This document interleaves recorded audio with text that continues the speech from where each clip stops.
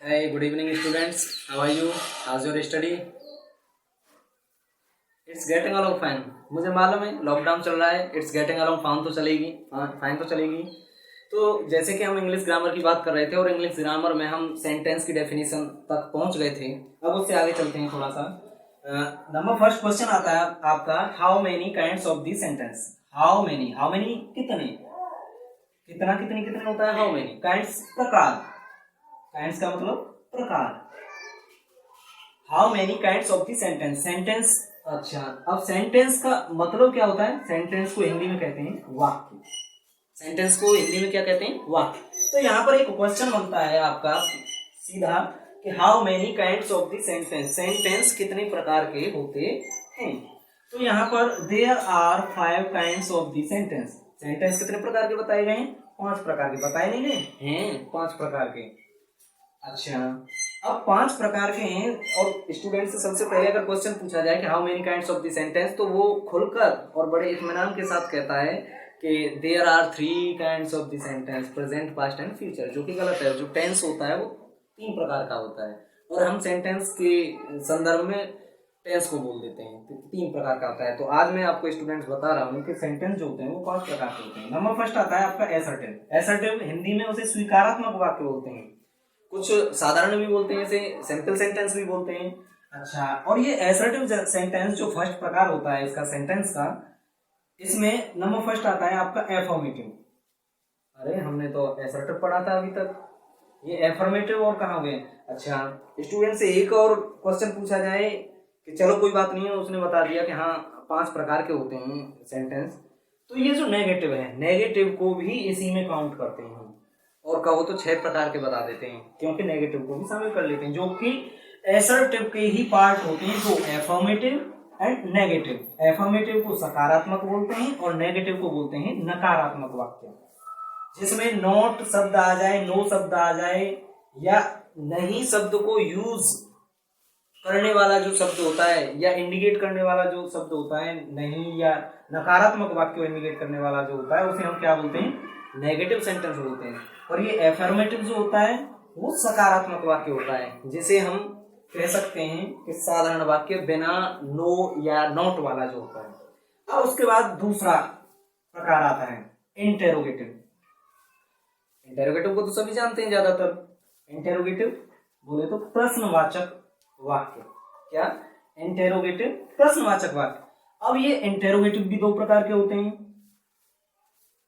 अब हमने तो सर पढ़ा नहीं है कि ये 2 प्रकार के कैसे होते हैं, तो मैं आज बता रहा हूं आपको, कोई बात नहीं students. Single interrogative. Single interrogative आप पहली बार ही पढ़ रहे होंगे. और एक दूसरा आता है डबल इंटेरोगेटिव. ये मॉडर्न इंग्लिश ग्रामर में तो नहीं दे रखे हैं सिंगल और डबल, परंतु जो पहले पुरानी एंशिएंट ग्रामर थी इंग्लिश ग्रामर, उसमें इसको बिल्कुल डिफाइन कर रखा था, single interrogative and double interrogative. अब मैं इसको भी आगे डिफाइन करूंगा, क्योंकि अब बात हो रही है कि how many kinds of the sentence, तो सेंटेंस के ही बारे में बात करेंगे. नंबर थर्ड आता है आपका imperative sentence. IMPERATIV, imperative sentence. Imperative sentence को कहते हैं आदेशात्मक वाक्य. क्या बोलते हैं इंपेरेटिव सेंटेंस को, आदेशात्मक वाक्य. और ये जो सेंटेंस के मैं पार्ट बता रहा हूं आपको, इनकी हिंदी आपको कहीं ही मिलेगी, मुश्किल मिलेगी, कोई बात नहीं है. ऑप्टेटिव सेंटेंस, ये आता है नंबर 4. इच्छात्मक वाक्य. इसमें इच्छा को प्रकट करने वाले जो सेंटेंस होंगे वो आते हैं, जैसे किसी को आशीर्वाद देना, किसी को श्राप देना. तो कहने का मतलब मनुष्य की इच्छा के ऊपर डिपेंड करते हैं ये जो सेंटेंस होते हैं ऑप्टेटिव. इंपेरेटिव आदेश देना, किसी को एडवाइस देना, किसी को प्रोहिबिट करना, किसी को समझाना. तो इस तरीके के जो आते हैं वो इंपेरेटिव सेंटेंस में आते हैं. अब नंबर 5 आता है आपका exclamatory. Exclamatory EXCLAMATORY exclamatory. Exclamatory ऐसे सेंटेंस होते हैं जो विस्मय उत्पन्न करते हैं. विस्मय का मतलब आश्चर्य, यानी some sudden feeling of the heart and mind. जो हमारे हृदय से निकलने वाली, माइंड से निकलने वाली जो अचानक संवेदनाएं होती हैं, वो क्या कहलाती हैं, हमारी एक्सक्लेमेटरी सेंटेंस. ठीक है स्टूडेंट.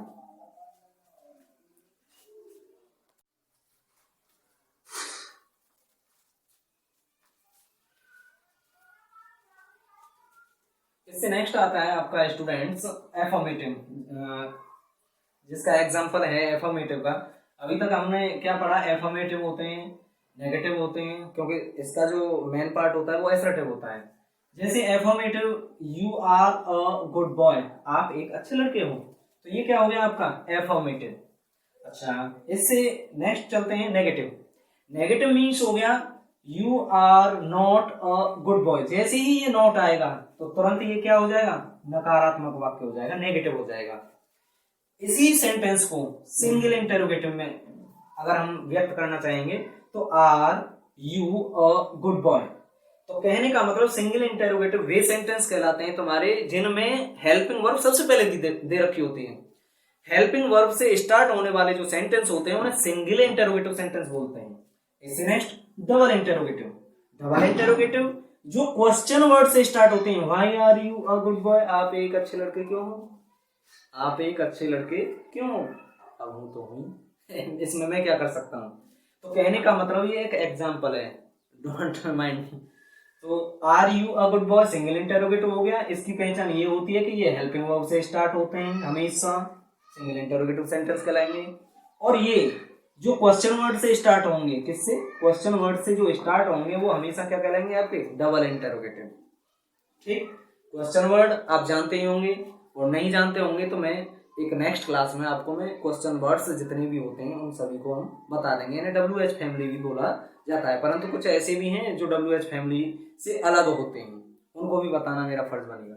इससे नेक्स्ट बात करते हैं इम्पेरेटिव। इम्पेरेटिव आपने वहां पर पढ़ाई था कि आदेशात्मक वाक्य होते हैं। अब इसमें आदेश कैसा भी हो सकता है, आदेश भी हो सकता है, रिक्वेस्ट भी हो सकती है, इस तरीके प्रोहिबिट भी हो सकता है, एडवाइस भी हो सकती है। तो मैंने यहाँ पर केवल रिक्वेस्ट, रिक्वेस्ट का मतलब किसी से आग्रह करना, अनुनय विनय करना, जैसे प्लीज शट द डोर, कृपया दरवाजा बंद करें, या कृपया दरवाजा बंद कर दो, तो ऐसे कह सकते हैं। अगर इसी बात को, अगर इस प्लीज को यहाँ से अगर हम हटा देते हैं तो यही स्टूडेंट्स हमारा क्या बन जाता है, शट द डोर। अगर इसी को हम जोर से बोल देते हैं शट द डोर, आंख निकाल दें थोड़ी सी, तो क्या हो जाएगा, ऑर्डर हो जाएगा। और इसी में अगर हम प्लीज जोड़ देते हैं, प्लीज लगा देंगे यहाँ पर, तो क्या हो जाएगा, प्लीज लगाते ही रिक्वेस्ट हो जाएगी। तो ये हमारी वॉइस के ऊपर डिपेंड करती है, हमारी ये जो इंपेरेटिव सेंटेंस होते हैं, आदेशात्मक वाक्य जो होते हैं। इससे नेक्स्ट आगे स्टूडेंट्स ऑप्टेटिव। ऑप्टेटिव सेंटेंस आदेशात्मक वाक्य, सॉरी अभी जो हमने पढ़ा था इच्छात्मक वाक्य।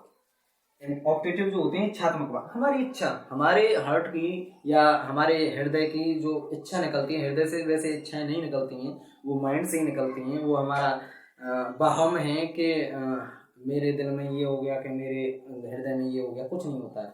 वो केवल पंप का काम करता है और कोई काम नहीं करता है।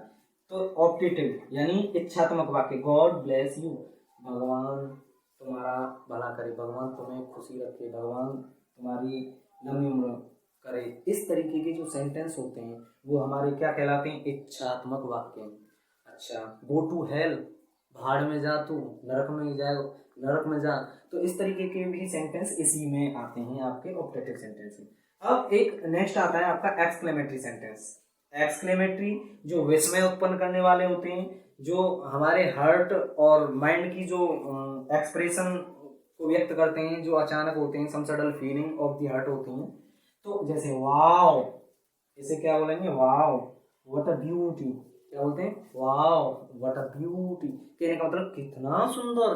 तो इस तरीके के जो hurray, we have won the match, hurrah, तो इसी में आते हैं। तो ये होता है आपका एक्सक्लेमेटरी सेंटेंस।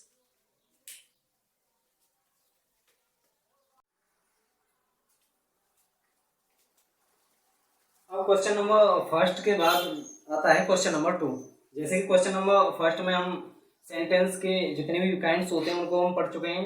अब बात आती है question number 2, how many, question number 2 आपका how many parts of the sentence. अब बात आती है कि पार्ट्स कितने होते हैं सेंटेंस के।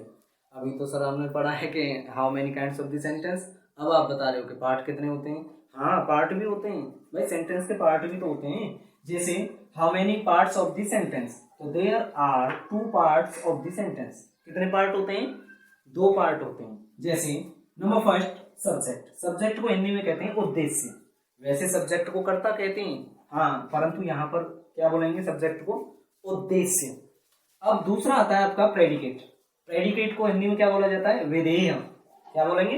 विधेय। अब जैसे एग्जाम्पल लेते हैं हम सेंटेंस का, you are a good boy. जैसा कि पिछला वाला एग्जाम्पल अभी चल ही रहा है कि you are a good boy. तो यहाँ पर जो सब्जेक्ट को इंडिकेट करते हैं, कहने का मतलब जहां से हमारी हेल्पिंग वर्ब, क्या, जहां से हमारी हेल्पिंग वर्ब या मेन वर्ब जहां से स्टार्ट हो जाती है सेंटेंस की, वहीं से हमारा क्या हो जाता है? प्रेडिकेट पार्ट स्टार्ट हो जाता है। कौन सा? प्रेडिकेट पार्ट स्टार्ट हो जाता है। और उससे जो पहला वाला पार्ट होता है उसे हम क्या बोलते हैं? सब्जेक्ट। कहने का मतलब यहां आ गई हमारी हेल्पिंग वर्ब, तो हेल्पिंग वर्ब को इन्वॉल्व करते हुए, तो यहां से लेकर के और यहां तक ये कौन सा पार्ट हो गया? आपका प्रेडिकेटेड पार्ट हो गया। यानी सेंटेंस का जो प्रेडिकेट पार्ट होता है वो कहां से स्टार्ट होता है? हेल्पिंग वर्ब से या मेन वर्ब से लेकर के प्रेडिकेट स्टार्ट हो जाता है। दूसरा क्वेश्चन लेते हैं, देखो example, our prime minister, mister Modi होना चाहिए था, कोई बात नहीं, sorry. Our prime minister Modi is a good leader, एक अच्छे नेता हैं। तो अवर प्राइम मिनिस्टर मोदी, यहां तक क्या है? ये सब्जेक्ट, क्योंकि हमारी जो हेल्पिंग वर्ब इज है वो तो यहां आई है ना, और यहां से लेकर के और लास्ट तक हमारा क्या होगा? Predicate part. और ये क्या हो गया? हेल्पिंग वर्ब से जो पहले का पार्ट है वो हो गया हमारा स्टूडेंट्स सब्जेक्ट। इससे आगे कल बात करते हैं। Thank you students.